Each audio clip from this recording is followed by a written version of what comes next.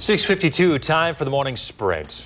We start with some breaking news on Madison's west side. Madison police are looking for a driver involved in a deadly hit and run. It happened just after 9:30 last night near Schrader Road and Struck Street. Officers found the man and his dog dead when they got there. The vehicle then left the scene, and they do not have a description of that vehicle or a suspect. So anyone with information that could help officers, maybe you have a security camera attached to your home that may have picked something up, contact Madison Police. Let's get back to our Alert Day coverage now. We are on the live drive at this hour showing you the impact of this Alert Day. We're watching for snow moving into Madison and Dane County here within the next hour or so. Right now, smooth sailing here in Dane County, but Rock County is a whole different story. They're already dealing with snow at this hour. Dozens of school closings already posted. You can find that on channel3000.com. Governor Evers laid out his budget for the next 2 years last night. He said he'd dole out spending for renter protection, automatic voter registration, and provide a tax cut for the middle class.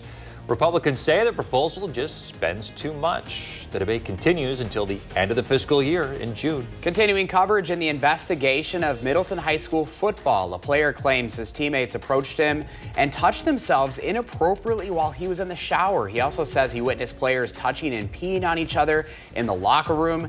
The head coach has since resigned. The case is now in the hands of the Dane County District Attorney's Office to consider criminal charges. A grand jury indicted the father of the man charged with opening fire during the 4th of July parade last year in Highland Park, Illinois.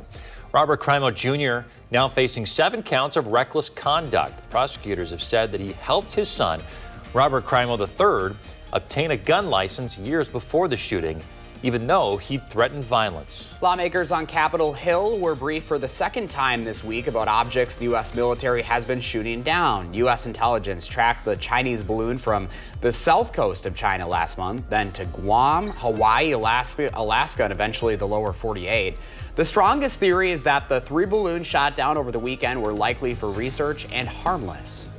1 person dead, 3 others injured after gunshots rang out at a food court in a mall in El Paso, Texas. You can see here some footage posted on social media of the scene. 1 person is in custody. Police believe a second suspect could still be at large. The conditions of the 3 victims who were hospitalized has not been made public. The New York man who killed 10 people at a Buffalo supermarket shooting last year in a racist attack will spend the rest of his life in prison without parole. The 19-year-old learned his fate during a hearing that was disrupted when someone in the courtroom lunged at him. He faces separate federal charges that could carry the death penalty.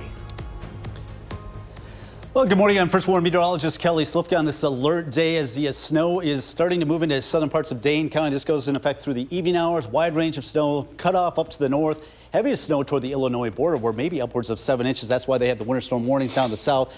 Madison area about 2 to 4 inches as we'll see the snow spread on in. We are starting to see that move into southern Dane County near New Glarus, Blanchard, seeing some of that snow. So here shortly, Mount Horeb up toward Madison, Verona area, seeing that snow moving in. You can see it'll be pretty steady through the morning hours in the afternoon. Light to moderate snow, but it's going to be fairly steady as we go through the afternoon. It will be windy as well with those winds up there out of the north at 15 to 25. Looking at the 7-day forecast, temperatures in the 20s the next couple of days, but we'll be melting the snow as we warm in the 40s and looks pretty unsettled next week.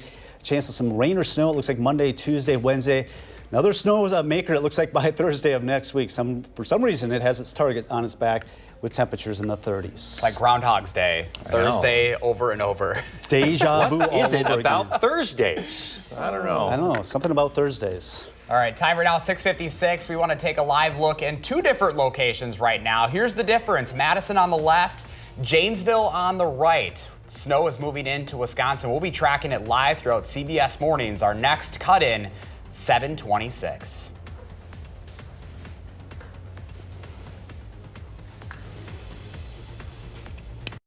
News 3 Now First Warn Weather is brought to you by Lazy Boy Home Furnishings and Decor.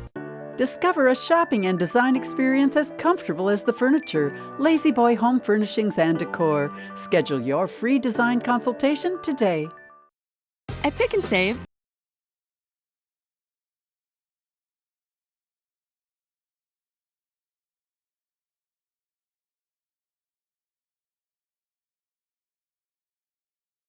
fresh for everyone.